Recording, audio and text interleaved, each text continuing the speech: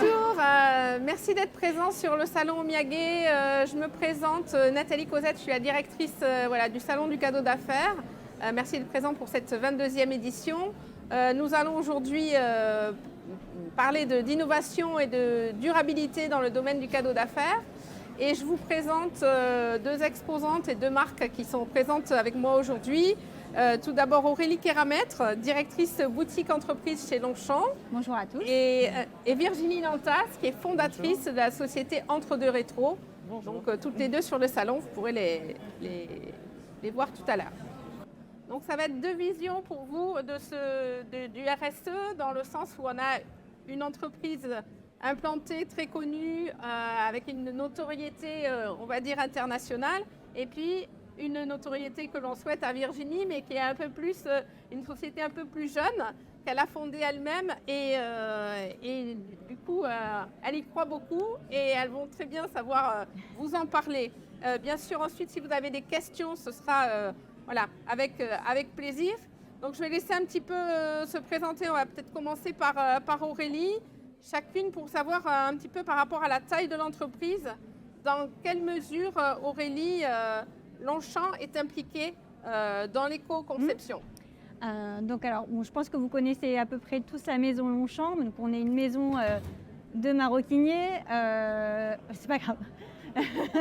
Toujours familiale, parisienne, optimiste et indépendante depuis 1948.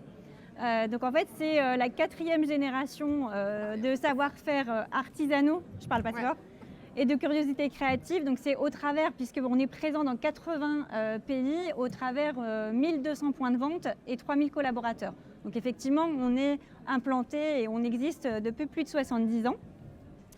Alors pour répondre un peu à la question de Nathalie, nous en fait depuis la création, Jean Casgrain, donc, qui était le fondateur, il avait décidé en fait que la préservation en fait de l'environnement, ça allait être la première responsabilité de la marque. Donc dès le départ en fait, pour respecter cet engagement, il avait défini deux systèmes très importants qui chez nous persistent, qui sont la durabilité et la réparabilité. Donc la durabilité du produit, l'idée c'était de pouvoir concevoir des produits qui durent dans le temps et qu'on va pouvoir transmettre en fait aux générations futures. Et on est aussi durable parce que finalement nos produits, ils se démodent pas trop. Enfin en tout cas on prend l'exemple du pliage, du roseau, c'est toujours des lignes qui existent et qui sont toujours autant plébiscitées par les gens. Et la réparabilité, c'est aussi quelque chose qui est très important chez nous, parce que on est fabricant avant tout. Et pouvoir donner une seconde vie à un produit, c'est dans notre ADN finalement. On veut qu'il dure et puis on veut pouvoir le réparer si il est abîmé ou usé. Et donc, pour vous donner un exemple, c'est quand même 60 000 produits par an qui sont réparés en fait dans nos ateliers dans le Maine-et-Loire à côté d'Angers.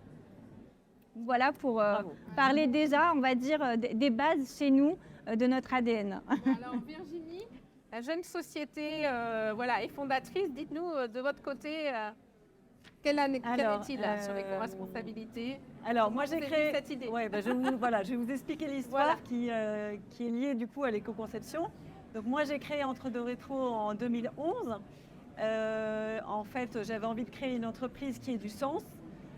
Donc je ne voulais pas faire des sacs pour faire des sacs, mais c'est l'opportunité de la matière qui m'a fait aboutir à ce que je fais aujourd'hui. Mon père travaillait dans l'automobile et il m'a dit il y a des chutes de tissus automobiles qui sont jetées, qui sont enfouies, qui sont broyées, enfin il y a des déchets en gros. Et c'est quand même dommage parce que c'est un matériau qui est très prestigieux, qui a énormément de qualité intrinsèque. Donc c'est quand même dommage. Il faut savoir que neuf, le tissu automobile est un matériau qui coûte cher, presque aussi cher que du cuir. Donc c'est quand même dommage de le jeter. Donc réfléchis, qu'est-ce que tu pourrais faire avec ça, etc. Et je me suis dit finalement les sacs, ça s'applique assez bien à ce matériau, qui est léger, qui est robuste, qui est déperlant, anti-allergène, enfin qui a plein de qualités. Et du coup je me suis dit on va partir d'une matière existante. Plutôt que d'aller sourcer une autre matière. Et à partir de ça, on va créer du coup toute une gamme de sacs et accessoires. Alors l'autre parti pris que j'avais, c'était aussi de faire quelque chose qui soit élégant, parce que je ne voulais pas faire du recyclé pour faire du recyclé. Donc l'idée, c'était d'avoir du style, de l'élégance et de la durabilité, à la fois donc, dans la conception des produits et dans la durée de vie des produits, puisque l'idée c'est qu'ils durent le plus longtemps possible, un peu comme Auchan. Si un client a des soucis, évidemment on va le réparer, même si on est une petite boîte, mais l'idée c'est que le produit, en fait, il ait une durée de vie quasiment infinie et que le client le garde toute sa vie.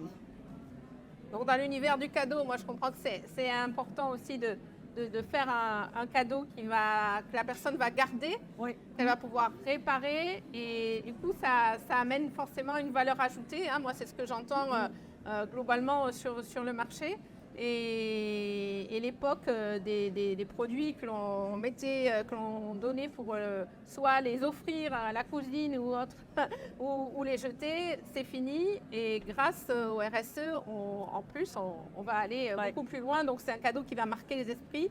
Je pense que c'est aussi pour vous important. Donc on a compris que ce qui a motivé votre prise de décision de rentrer dans cet univers, pour vous c'était depuis le début, et aussi pour Longchamp finalement. Pour les deux, Oui, mais parce qu'on est avant tout fabricant. Je pense qu'en fait c'est là aussi où toute l'ADN est... Quand à partir du moment où on touche à la matière première, je pense que c'est ça qui fait qu'on a une prise de conscience et que du coup on fait attention dans nos découpes, qu'il y ait le moins de déchets, le moins de chutes possible. C'est vrai que c'est intrinsèque. Il y avait un article de Jean Cadgrin et que j'avais lu, très intéressant, qui disait que c'est intrinsèque au métier de maroquinerie. C'est ça. Le maroquinier, il essaye de couper intelligemment sa peau pour qu'il y ait le moins de chutes possible. Exactement. Et donc, c'est à ça qu'on reconnaît un bon coupeur. Moi aussi, je travaille dans la maroquinerie, c'est un peu la petite histoire, mais souvent... Alors du coup, par rapport au type de produits que vous proposez en éco-conception, sont plutôt les clients qui vous ont amené vers cela? C'est des demandes de clients, ou c'est vous qui avez choisi que c'était telle ligne qui allait être éco-conçue? Alors ça vient plutôt de nous. Je pense qu'effectivement, comme on l'a vu, c'est dans notre ADN depuis le départ. Après, là où on a été un peu plus loin, en fait, ça va être vraiment quand on a décidé de changer en fait le mode de fabrication de nos produits, notamment de notre ligne pliage, qui est du coup en fait pour nous un peu notre best-seller, et c'est surtout en fait des produits que l'on vend en volume.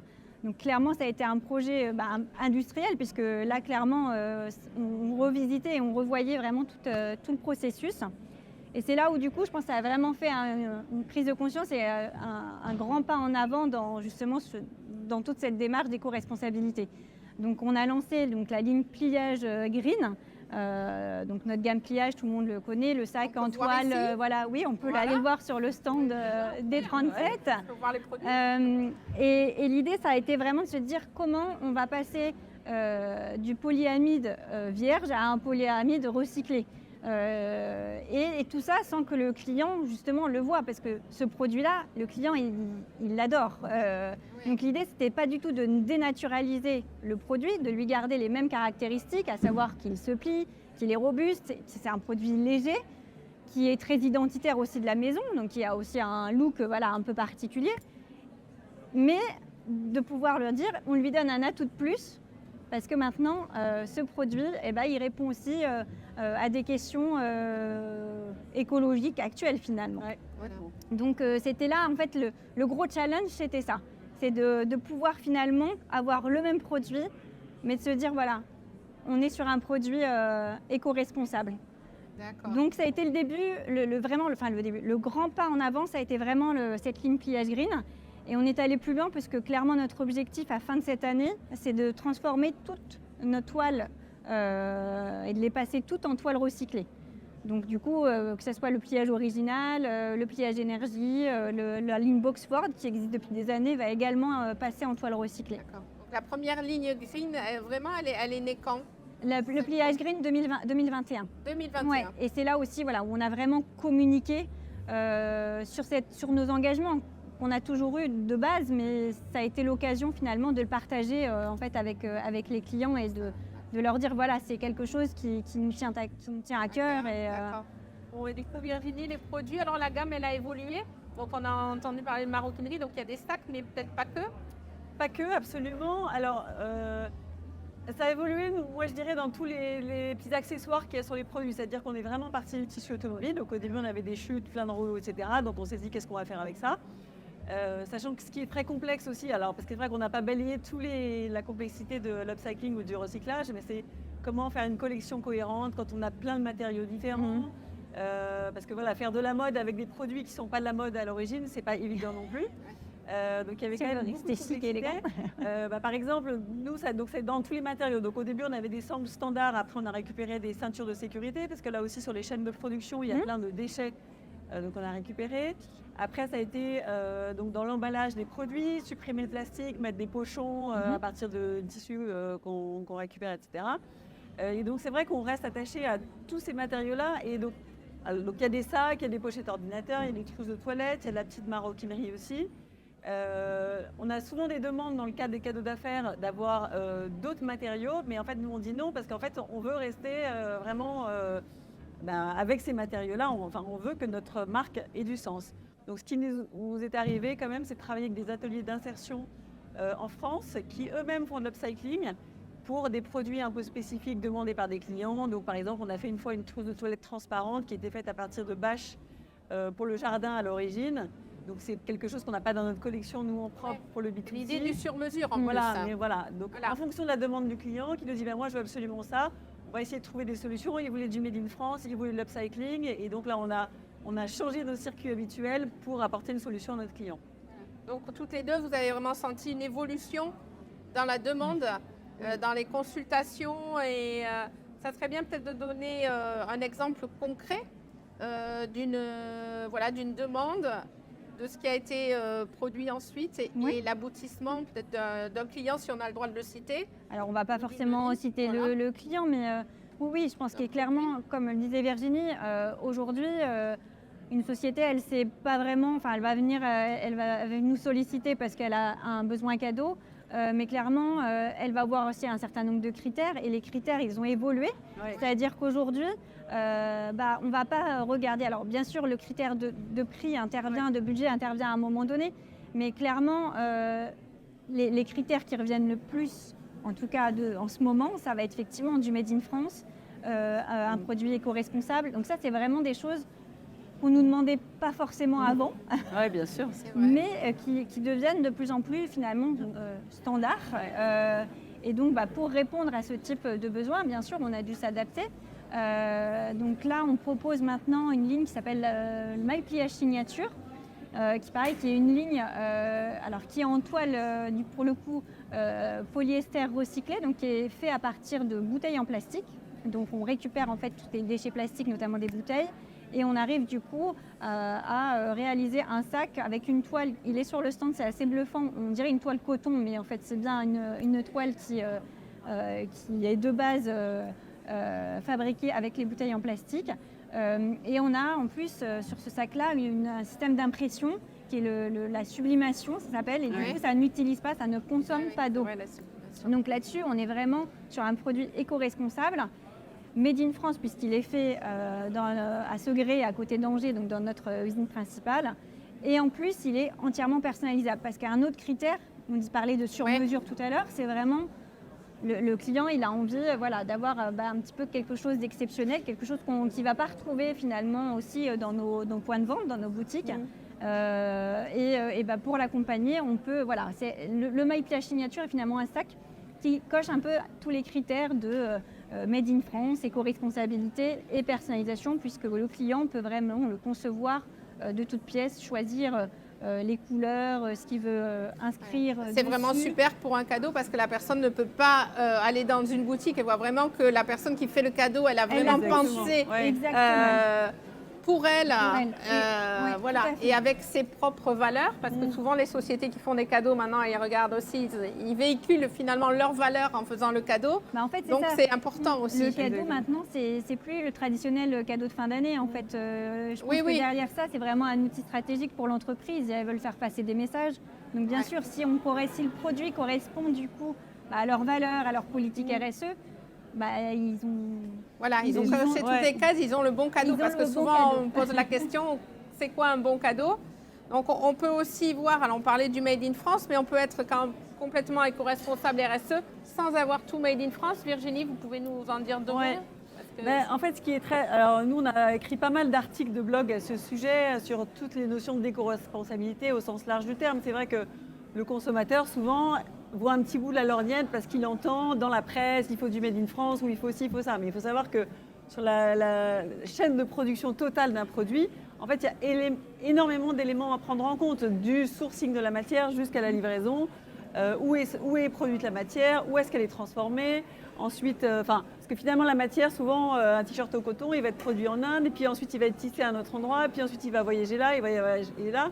À la fin, il y a peut-être une petite étiquette Made in France, qu'il y a eu un marquage fait en France, mais au final, il a fait un énorme voyage. Donc c'est vrai que je pense que c'est important d'éduquer notre consommateur pour qu'il comprenne un peu tout ça, que c'est pas seulement la production. Alors évidemment, j'adore le Made in France et c'est génial si on peut le faire.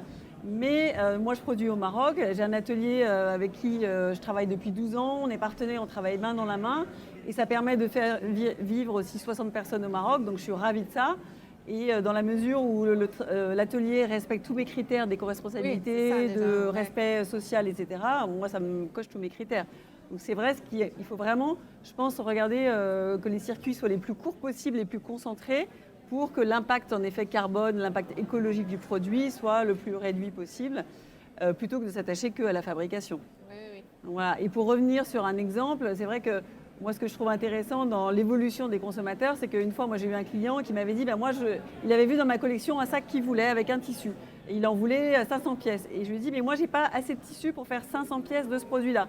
Donc, je peux vous le faire, mais il y aura 200 pièces d'un tissu, 200 pièces d'un autre et 100 d'un autre tissu. On va essayer de trouver un élément de marquage qui fasse que le sac garde une uniformité.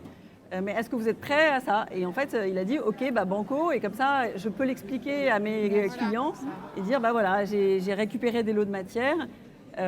Donc le sac n'est pas absolument identique, mais voilà. Ça devient des pièces uniques. Exactement. En plus, la personne, elle reçoit vraiment quelque chose. Donc je pense que c'est super parce qu'on peut combiner un prix cohérent sur un produit sur mesure, français, made in France, pas made in France, mais en tout cas, le process est respecté. Exactement. Donc, dans cet esprit, moi, je vous invite aussi, on a dû vous donner à l'accueil un magazine, le magazine du salon Inspiration Luxe, dans lequel il y a les mises en avant et un dossier dédié au RSE, à l'éco-responsabilité.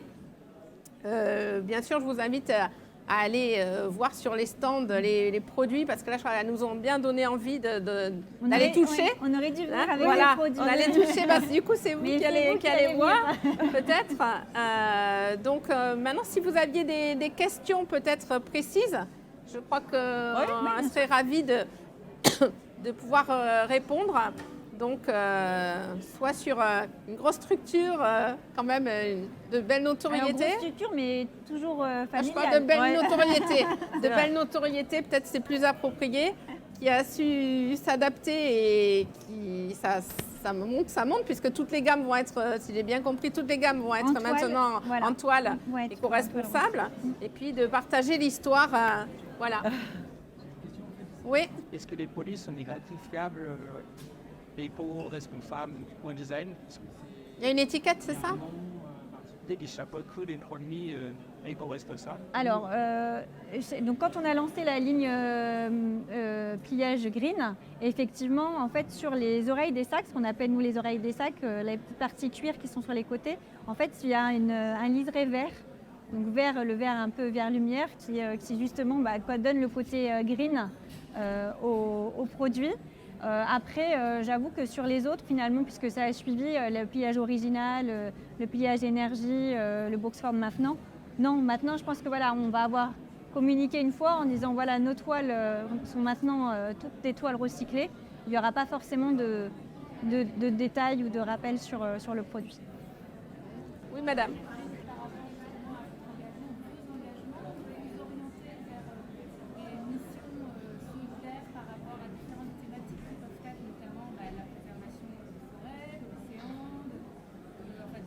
Effectivement, la préservation du vivant. Est-ce que vous êtes justement au contraire tenu à suivre des lignes créatives ou artistiques qui vous sont imposées, ou est-ce qu'éventuellement les opportunités de l'instant avec des rencontres avec des marques, pourquoi pas, peuvent vous permettre je pense que, alors du coup, on est effectivement une société qui existe depuis longtemps avec une notoriété, mais on est aussi une entreprise familiale, donc je pense que les opportunités, ils sont tout à fait à l'écoute en fait voilà, de pouvoir effectivement, si on peut, replanter des arbres ou, en forêt ou laisser des choses effectivement qu'on fera avec plaisir. Aujourd'hui, dans tous nos sites de production, pareil, on replante, on a replanté des arbres, enfin voilà, tout ça, je pense que c'est aussi dans la culture vraiment de... Ça va au-delà du produit, c'est même l'entreprise qui Au-delà bouge, du producteur. enfin, Et puis, qui évolue. une chose importante, tout à l'heure, tu évoquais Jean Cadrin, mais donc, notre président, il est aussi président de la commission de développement durable en fait, du comité Colbert. Hein, donc, le comité Colbert, c'est une association qui a été créée en 1954 et qui en fait réunit 85 maisons de luxe françaises. Il y a aussi 16 institutions culturelles et je crois que 6 maisons de luxe européennes. Donc c'est vraiment un sujet qui fait partie, enfin en gros ça fait partie du cahier des charges aussi chez nous. Et je pense que oui, on doit suivre une certaine ligne, mais les opportunités sont tout à fait les bienvenues, je pense. Et nous, on reverse aussi à des associations. En fait, tout le chiffre d'affaires de notre vendredi, on prend 5% du chiffre d'affaires pour reverser à des associations. Il y a une page engagement solidaire sur notre site où vous verrez toutes les associations qu'on soutient. Et il y en a une notamment sur la préservation des océans. Dès la fin du salon, jeudi soir, vous regardez tout ce qui vous plaît et vendredi, vous passez la commande. Hein, c'est ça? Voilà. Oui, en gros, Si vous voulez abonder dans cet univers, de cette conférence a été filmée et va être disponible sur les réseaux sociaux et sur notre site omiyage.com. Elle sera aussi disponible sur LinkedIn puisqu'elle est entièrement filmée. et n'hésitez pas à venir nous voir sur Sur les stands. Et là, donc, merci déjà de votre présence à Omiyage. Merci. Ouais,